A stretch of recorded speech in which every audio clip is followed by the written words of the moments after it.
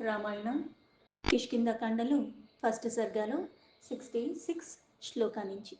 రాముడు ఏదైతే పంపా సరోవరంలో ఉన్న శోభలన్నిటిని గమనిస్తూ మళ్ళీ వాటిని వర్ణిస్తూ సీత లేని ఎడబాటు కారణంగా ఇంత ఆహ్లాదకరమైన వాతావరణం కూడా నాకు ఇంకా బాధనే గురయ్యేలాగా చేస్తున్నాయి అని చెప్పి సీత ఒక్క స్మరణ మళ్ళీ మళ్ళీ నాకు గుర్తు చేస్తూ ఉన్నాయి ప్రతిదీ నాకు అని లక్ష్మణకి చెప్తున్నాడు శ్రీరాముడు.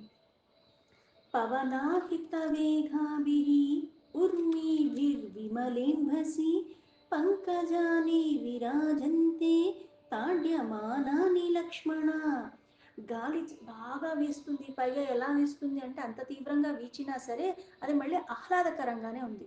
సువాసనలు తీసుకొస్తుంది, అక్కడున్న పువ్వుల్ని మళ్ళీ ఇక్కడి నుంచి అక్కడికి తీసుకెళ్తుంది అట్టుగా అవన్నీ చేస్తుంది. అందుకే ఇంత వాయువేగం ప్రభావంతో స్వచ్ఛమైన ఆ నీటిలో కూడా తరంగాలు వస్తున్నాయి. అది పరవళ్ళు తొక్కునట్టుగా అనిపిస్తుంది. ఆ అలల తాకిడితో ఇక్కడ ఉన్న పువ్వులు ఏవైతే లోపల ఉన్నాయో కమలాలు, దాని శోభ ఇంకా కనులు విందుగా అనిపిస్తున్నది.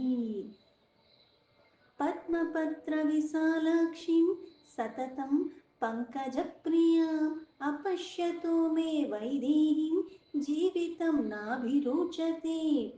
సీతాదేవి కళ్ళు కూడా ఆ పద్మాల్లాగే ఉంటాయి, అంటే పద్మపత్రాల ఆకుల్లాగా ఉంటాయి. విశాలమైన నేత్రాలు కలిగి ఉన్న సీత ఆ పద్మాల్ని చూస్తూ ఎప్పుడూ కూడా ఎంతో ఆనందానికి లోబడేది. ఆమెకి పద్మాలంటే అంత ప్రాణము.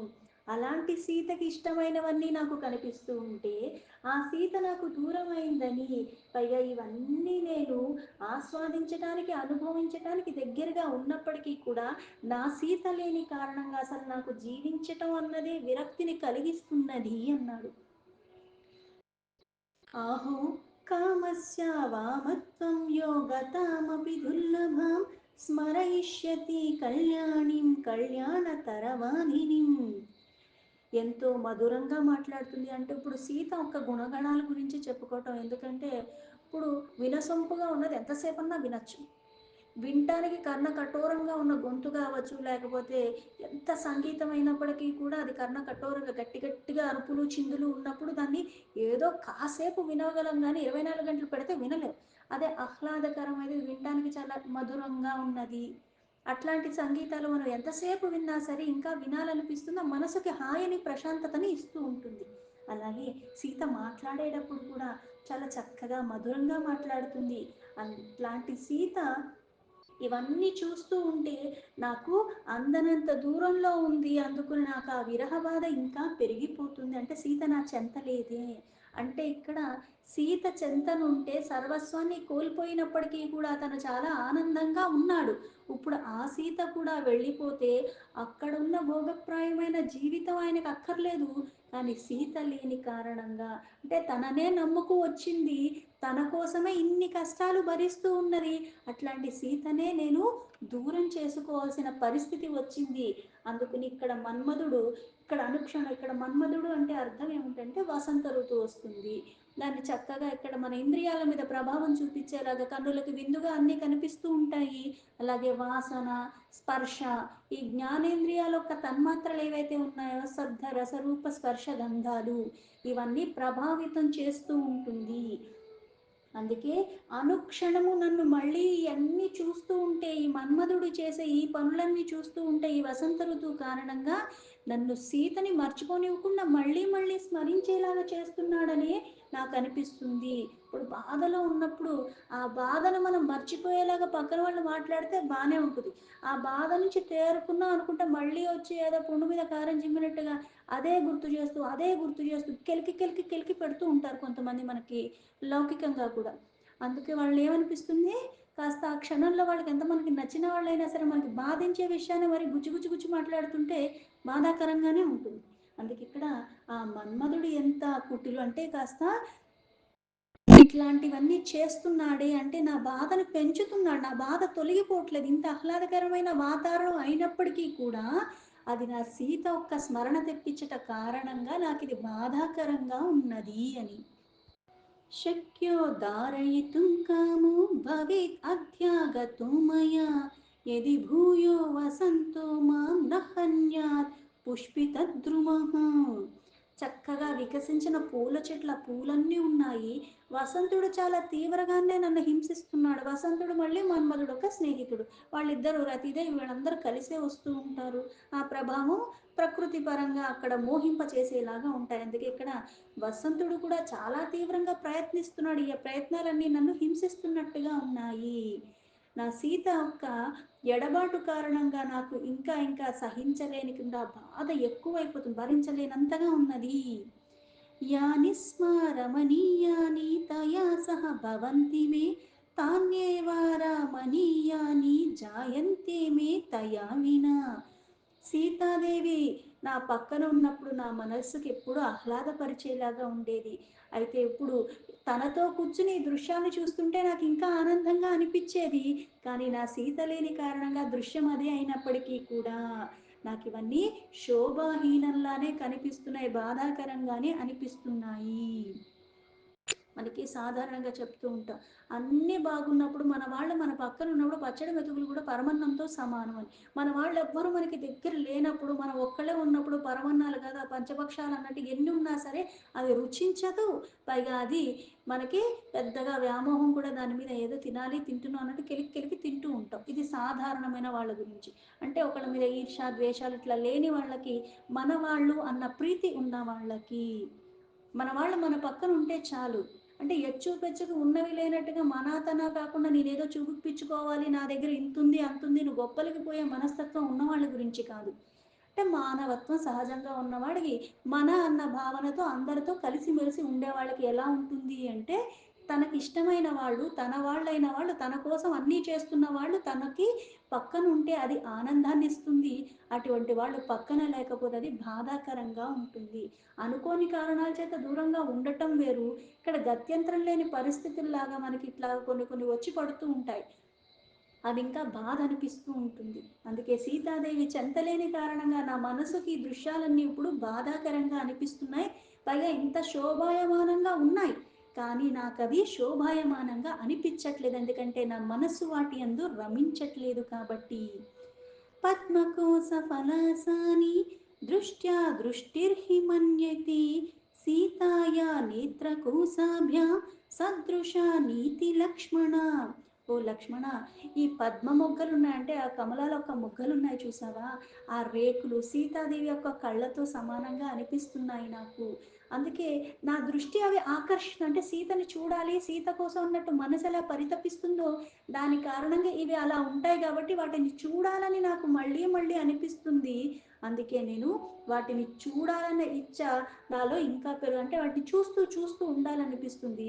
అయితే ఈ చూసే క్రమంలో మళ్ళీ సీత స్మరణ అన్నది ఇంకా ఎక్కువైపోతూ ఉన్నది. పద్మకేసర సంసృష్టో వృక్షాంతర వినిసృత నిశ్వాస ఇవ సీతాయ వాతి వాయుర్మనోహర.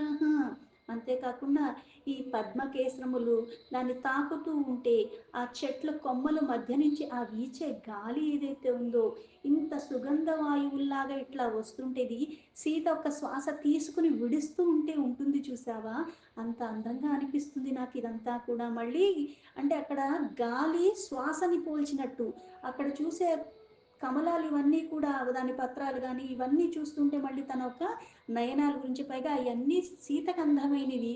అందుకుని ఆ సీతను మళ్ళీ స్మరింపచేసేలాగే అవన్నీ అనిపిస్తున్నాయి రాముడికి. మనకి బాగా నచ్చిన వాళ్ళు ఉంటే ఏమవుతుంది అంటే వాళ్ళ గురించి అనుక్షణం మనకి వాళ్ళకి ఇది ఇప్పుడు కావాలి, వాళ్ళకి ఇది వచ్చిందంటే ఇది తీసుకుంటారు, ఇది వచ్చిందంటే వాళ్ళకి ఇది ఇష్టం ఇది ఇష్టం అన్నది మనకి బాగా గుర్తుంటుంది.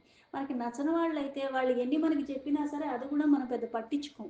నచ్చిన వాళ్ళైతే ఇప్పుడు వాళ్ళకి ఇది ఇస్తే బాగుంటుంది, వాళ్ళకి ఇది కావాలనిపిస్తుంది, వాళ్ళకి ఇదైతే బాగా ఇష్టం అందుకని వాళ్ళు కలిసినప్పుడు లేకపోతే వాళ్ళు వచ్చినప్పుడు ఇవి చేసి పెట్టాలనే ఎలా అయితే మనం అనుకుంటామో, అంటే మనసుకి ఒక్కళ్ళు నచ్చితే మనసు కనుక వాళ్ళు వ్యాపించి ఉన్న కారణంగా ఏమవుతుంది అంటే వాళ్ళ గురించి మనకు క్షుణ్ణంగా తెలుస్తుంది. లేకపోతే మన పక్కనే ఉంటారు, మనతోనే ఉంటారు, ఒకే ఇంట్లో ఉంటారు, కానీ వీళ్ళ గురించి వాళ్ళకి వాళ్ళ గురించి వీళ్ళకి తెలియదు. ఎందుకు అంటే ఆ మనస్సులో వాళ్ళు లేని కారణంగా. మనిషి పక్కనే ఉన్నాడు కానీ వాళ్ళ గురించి నీకు ఏమీ తెలియదు, వాళ్ళతో ఉంటున్నావు అంతే. ఒక నీడ అంటే ఒక ఇంట్లో ఉన్నంత మాత్రాన, ఒక గదిలో ఉన్నంత మాత్రాన ఆ మనిషి గురించి నాకు తెలుసు అనుకోవటం మళ్ళీ కూడా అవివేకమే. ఎవరి గురించి ఎవరికి తెలీదు. ఎందుకంటే కొన్ని కొన్ని సందర్భాల్లో మళ్ళీ మనలో వచ్చిన వికారాల కారణంగా మనం దేనికి ఎలా స్పందిస్తాం అన్నది కూడా మనమే చెప్పలేం. పరిపక్వత వచ్చే కొద్దీ ఒకలాగా ఉంటాము. మళ్ళీ మూర్ఖత్వంలోకి వెళ్ళే కొద్దీ కూడా ఒక్కొక్కసారి ఒక్కోలాగా ఉంటాము. చంచలత్వానికి లోబడిపోయినప్పుడు. కానీ మనస్సంతా వ్యాపించే బాహ్య ప్రాణం, బాహ్య ప్రాణం అని మన ముందు నుంచి చెప్తున్నారు. సీత రాముడికి, రాముడికి సీత అంతే. అందుకే వీళ్ళకి ఒక్కళ్ళ గురించి ఒకళ్ళకి క్షుణ్ణంగా తెలుసు. వాళ్ళు చేసిందే మనం చెయ్యక్కర్లేదంటే ఇక్కడ దాంపత్యంలో అంటే ఆలు మొగలంటే ఎలా ఉండాలి అంటే ఒకళ్ళ గురించి ఒకళ్ళకి తెలియటమే కాకుండా ఒకళ్ళ ఇష్టాన్ని తెలుసుకుంటూ మళ్ళీ కష్టం కలిగించకుండా మళ్ళీ ఎక్కడ నీ ఇష్టం కాబట్టి నేను అలాగే ఉండాలి అనుకోవటం కాదు ఇక్కడ. ఇష్ట అయిష్టాల్ని తెలుసుకుంటూ సామరస్యంగా కొన్నిసార్లు అది కొన్నిసార్లు ఇది అనుకుంటా ఆ నడవడిక అన్నది పురుషార్థాల్ని మనము సిద్ధింప చేసుకునే స్థితికి తీసుకెళ్ళటానికై ఉండాలి. అందుకే ఇక్కడ ప్రతిదీ రాముడికి ఆ సీత తలంపులతోనే ఉండిపోయేలాగా అవుతూ ఉన్నది. ఎందుకంటే మనస్సంతా వ్యాపించి ఉన్నది ఆ సీతమ్మ తల్లి. సౌమిత్రే పశ్య పంపాయ దక్షిణే గిరిసానుని పుష్పితాం కర్ణికారస్య యష్టుం పరమశోభనాం అధికం శైలరాజోయం దాతుభిః సువిభూషితః విచిత్రం సుజతీరేణుం వాయువేగా నిఘట్టితం. ఇక్కడ లక్ష్మణ ఇది చూస్తున్నావు కదా, ఈ పంపా సరోవరం యొక్క ఆ దక్షిణ తీరంలో అక్కడ పర్వతాలు కనపడుతున్నాయి. అక్కడ కూడా పర్వతాల మీద కూడా చాలా బాగా పుష్పించిన ఉన్న గన్నేరు కొమ్మలు ఎంత అందంగా అనిపిస్తున్నాయో చూస్తున్నావా నువ్వు. అలాగే ఆ ఋష్యముఖ పర్వతాలు అక్కడ చూస్తున్నావు, దాని దగ్గర ధాతువులతో ఎంత చక్కగా అనిపిస్తుందో. పైగా తీవ్రమైన గాలులతో అక్కడ మళ్ళీ ధూళులు కూడా చాలా విచిత్రంగా కనపడుతున్నాయి. गिरिप्रस्थास्तु सौमित्रे सर्वतः सम्प्रपुष्पित्येह निष्पत्रेह सर्वतोरम्येह प्रदीप्ता इव किंसुकेह. లక్ష్మణ, ఈ పర్వతాల దగ్గర చెట్లు ఏవైతే ఉన్నాయో ఆ మొదగ వృక్షాలు ఆకులు లేకుండా అంటే ఇంకా పువ్వులు బాగా నిండిపోయినప్పుడు ఆకులు కనిపించకుండా ఉంటాయి. ఎందుకంటే ఈ పువ్వులు ఎంత అందంగా ఉన్నాయంటే ఎర్రగా ఉన్నాయి, పైగా ఇవి గుత్తులు గుత్తులుగా చాలా ఎక్కువగా ఉన్నాయి. అందుకే ఆకులు లేనివి కానీ పువ్వులతో నిండిపోయి ఎంత అందంగా కనిపిస్తుందో. పైగా ఇవన్నీ చూస్తూ ఉంటే ఎలా ఉందంటే అగ్ని జ్వాలల్లాగా కనిపిస్తుంది, అంటే ఎర్రగా ఉన్నది. పంపాతీరారుహశ్చేమే సంసక్తా మధుగంధినః మాలతీ మల్లికా షण्डाः करवीरश्च पुष्पिताः केतक्यः सिन्धुवारश्च वासन्त्यश्च सुपुष्पिताः माधव्यो गन्धपूर्णाश्च कुन्दगुल्माश्च सर्वसः. అలాగే లక్ష్మణ, ఆ పంపా తీరంలో పుట్టి పెరిగి పైగా ఎలా పెరిగినాయి అంటే చెట్లు చాలా దట్టంగా ఉన్నాయి.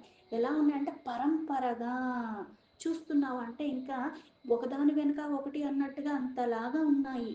అందులో ఉన్నవేంటి అంటే జాజి, బొడ్డుమల్లె, గన్నేరు చక్కగా పైగా ప్రతి ఒక్క వృక్షము పూలతో నిండిపోయి ఉన్నది. పైగా గాలిని ఇంత సుగంధ భరితాలు అన్నీ మంచి వాసనలు వచ్చాయి. ఈ గాలి తాకిడికి అన్ని గంధాలన్నీ కలిసిపోయి అవన్నీ మళ్ళీ అన్ని వైపులా ప్రసరింపచేస్తున్నట్టుగా అంత ఆహ్లాదకరంగా ఉన్నది. చిరిభిల్వ మధుకాశ్చ వంజులా బకులాస్తథా చంపకాస్తీలా కాశ్చైవ నాగవృక్షాः సుపుష్పితాः నిప్పాశ్చ వరనాశ్చైవ ఖర్జూరాశ్చ సుపుష్పితాः పద్మకాశో చోపశోభంతే నీలా శోకాశ్చ పుష్పితాः. అలాగే అక్కడ విరజాజి కానీ వావి చెట్లు కానీ మొగలి చెట్లు కానీ అవన్నీ కూడా తీగ చెట్లు కూడా పువ్వులతో ఉన్నాయి. మల్లె పొదలు ఇవన్నీ బాగా పుష్పించి ఉన్నాయి. అందుకే ఆ సువాసనలు అన్ని వైపులా కూడా వెదజల్లుతూ ఉన్నాయి. అలాగే చిరిబిల్వలు, ఇప్ప చెట్లు, అశోక చెట్లు, పొగడ చెట్లు, సంపెంగ, ఎర్రగోరింట పాదులు, నాగవృక్షాలు చక్కగా అన్నీ విరబూసినట్టుగా ఉన్నాయి. కడిమి చెట్లు, ఉలిమిరి, ఖర్జూర అన్ని, అంటే ఇక్కడ ఎన్ని రకాల వృక్షాలు ఉన్నాయో అన్ని రకాల వృక్షాలు ఉన్నాయి. ప్రతి పూల చెట్టుకి పూలతో నిండిపోయి సువాసన భరితమైనవి. అవన్నీ కూడా అందాలు ఒలుకుతున్నట్టుగా ఉన్నాయి. లోత్రాశ్చ గిరిపృష్టేషు సింహకేసరి पिञ्जराः अङ्कोलाश्च कुरण्टाश्च पूर्णकाः पारिभद्रकाः चूताः पाटलश्चैव गोवीदारश्च पुष्पिताः मुचुलीन्दार् जनाश्चैव दृश्यन्ते गिरिसानुषु. అలాగే లొదుగు చెట్లు, సింహకేశములు, సుగంధ చెట్లు అన్నీ పూలతో అంతా కూడా పూర్ణికంగా అంటే పూర్ణంగా ఉన్నప్పుడు ఒక్కొక్కసారి చూస్తూ ఉంటాం. ఈరోజు పువ్వు వచ్చిందంటే మనకి మళ్ళీ కొన్ని రోజులు కానీ పువ్వు రాదు, లేకపోతే కొన్ని నెలల్లో వచ్చిందంటే కొన్ని నెలల్లో రావు, ఎప్పుడు అంతలా గుత్తులు గుత్తులుగా రావు మనకి. కానీ ఇక్కడ ప్రతి పూల చెట్టు అంతలాగా గుత్తులు గుత్తులుగా, పైగా ప్రతి సువాసన భరితంగా ఉన్నాయి. అందుకే ఆ వృక్షాలని, పైగా పారిజాత వృక్షం, మామిడి చెట్లు ఇవన్నీ కూడా చక్కగా ఉన్నాయి. అవన్నీ విరబూసి చాలా అందంగా కనిపిస్తూ ఉన్నాయి. ఒకదాని అందానికి ఇంకో అందం కూడా తోడైతే అది ఇంకా ముచ్చటేసేలాగా మరీ అందాన్ని పెంచుతున్నట్టుగా అనిపిస్తున్నాయి అని. केतकोद्दालकाश्चैव शिरीषाः शिंशुपाधवाः शाल्मल्यः किंशुकाश्चैव रक्ताः कुरुवकास्तथा तिनीसा नक्तमालश्च चन्दनाः स्पन्दनास्तथा. ముదురు పచ్చ మొగలి చెట్లు, అలాగే ఇన్ని బోడు రకాల దిరిస చెట్లు, ఇరుగు చెట్లు, దవ వృక్షాలు, బురుగు చెట్లు, మొదుగు, ఇవన్నీ కూడా ఎర్ర గోరింట చెట్లు, నిమ్మ చెట్లు, గానుగ చెట్లు, చందన వృక్షాలు, అలాగే స్పందన వృక్షాలు, ఇవన్నీ కూడా చాలా వృక్షాలతో ఆ శోభ అన్నది ఇంకా ఇంకా పెంచుతూ ఉన్నవి. పుష్పితాన్ పుష్పితాగ్రాభిః లతాభిః పరివేష్టితాన్ ధ్రుమ్రాన్ పశ్యేహ సౌమిత్రే పంపాయ రుచిరాన్ బహూన్. అలాగే అప్పుడు పాకే చెట్లు ఉన్నాయి. ఈ పాకే చెట్లకి ఆధారం ఏంటంటే ఈ బాగా పెరిగిన ఈ చెట్లకి అల్లుకుని మళ్ళీ అవి కూడా పూలతో నిండిపోయి ఉన్నాయి. అందుకే ఇక్కడ పరిమళాలంతా కూడా వెదజల్లుతూ అంత బాగా పుష్పించిన లతలతో చెట్లకున్న పువ్వులు ఈ లతలకి, కొమ్మలకి, అన్నిటికీ కూడా చక్కగా అల్లుకుని అవి కూడా ఎంతో అందాన్ని ఇస్తున్నట్టుగా ఉన్నాయి. అందుకే లక్ష్మణ, ఈ పంపా తీరంలో అందాలు ఒలకబోస్తున్న ఈ చెట్లన్నింటినీ కూడా ఒక్కసారి తిలకించి చూడు అని. వాత విక్షిప్త విటపాన్యధాసన్నాన్ ధ్రుమ్రానిమాన్ లతాః సమువర్తంతే మత్తా ఇవ వరస్త్రియః. తీవ్రమైన గాలికి ఆ చెట్లు కొమ్మలన్నీ కూడా ఇలా కదులుతూ ఉంటే మన చేతులకు అందనంత కిందకి వంగిపోతున్నట్టుగా అనిపిస్తున్నాయి. వాటిని చుట్టుకుని ఉన్న తీగలు కూడా అలా చక్కగా స్త్రీ వంగితే ఎలా ఉంటుందో అలాగా దాన్ని అనుసరించి, ఎందుకంటే ఇప్పుడు తీగ చెట్టు కల్లుకునుంది, ఈ చెట్టు వంగిందంటే తీగ కూడా వంగుతుంది, అలా అనిపిస్తున్నది. అంటే ఇక్కడ ఆ స్త్రీ పురుషులు అన్నది ఇద్దరు ఎలా అయితే అల్లుకుని ఉన్నట్టుగా ఆ చెట్టుకి తీగలు అల్లుకుని ఉన్న ఇది వంగటంతో అవి కూడా వంగటంతో అలా అనిపిస్తూ ఉన్నది అని. పాదపాత్ పాదపం గచ్చన్ శైలాత్ శైలం వనాధ్వనం వాతి నైకర శాశ్వత సమ్మోదిత ఇవానిలః. ఆ గాలి పైగా ఒక చెట్టు నుంచి ఇంకో చెట్టు కంటే ఆ ప్రవాహంలాగా వెళ్ళిపోతూ ఉంటుంది, అందుకే అన్నిటినీ స్పృశించుకుంటూ వెళ్ళిపోతుంది. ఒక పర్వతం నుంచి మరి ఒక పర్వతానికి వెళుతూ, ఒక వనం నుంచి వేరో వనానికి వీచుతూ ఎన్నో ఫలరసాల్ని ఆస్వాదిస్తూ ఆ గాలి అందరినీ ఆనందింపచేస్తున్నట్టుగా అనిపిస్తున్నది అని. కేచిత్ పర్యాప్త కుసుమాః పాదపా మధుగంధినః కేచిన్ముకుళ సంవీతాః శ్యామవర్ణ ఇవాంబభుః. ఈ వనమంతా కూడా కొన్ని కాదు బోల్డు చెట్లు ఉన్నాయి, పైగా అన్ని బాగా వికసించిన పూలతో నిండిపోయి ఉన్నాయి. పైగా ఆ పూదేనుల నుంచి స్రవిస్తున్న సువాసన అంతా కూడా వ్యాపింపచేసి మరికొన్ని వృక్షాలు మొగ్గల తొడిగి ఉన్నాయి, వాటికి కూడా ఈ వాసన వ్యాపింపచేసేలాగా అనిపిస్తూ ఉన్నది అని. ఇదం మృష్టం ఇదం స్వాదు ప్రాపుల్లం ఇదమిత్యపి రాగమత్తో మధుకరః కుసుమేష్వావలీయతే. ఈ పువ్వులు ఎంత అందంగా ఉన్నాయి అంటే ఇవి కమ్మగా ఉన్న అంటే బాగా వికసించి అవి తుమ్మెదలన్నీ కూడా వాటిని ఆకర్షిస్తున్నట్టుగా, అలాగే ప్రేమ అనురాగాలు వేరు వేరు పువ్వులతో అవన్నీ కూడా ఆసక్తిని పెంచుతున్నట్టుగా, మురిసిపోతున్నట్టుగా భ్రమరాలన్నీ వచ్చి వీటిని ఆస్వాదిస్తూ ఉన్నవి. నీలియా పునరుత్పత్త్యా సహసా అన్యత్ర గచ్చతి మధులుబ్ధో మధుకరః పంపా తీరా ద్రుమీష్వసు. ఆ భ్రమరాలు ఆ పంపా తీరంలో ఆ వృక్షాలపైన ఉన్న పూల మీద వాలిపోయి ఆ ఉన్న మధువుని తీసుకుని అంతటా మళ్ళీ తృప్తి పడక మళ్ళీ వేరే పువ్వు మీదకి వెళ్ళి అక్కడ కూడా తేనెల్ని సమృద్ధి చేసుకోవటానికి అక్కడ కూడా తీసుకుని ఆ మధు లాలసతో ఈ పువ్వు నుంచి ఆ పువ్వుకి అన్నట్టుగా ఈ భ్రమరాలన్నీ కూడా పరిగెత్తుతున్నాయి. అది గమనిస్తున్నావా అని. దీంతో రామాయణ కిష్కింధకాండలో ఫస్ట్ సర్గాలో 88 శ్లోక సంపూర్ణం.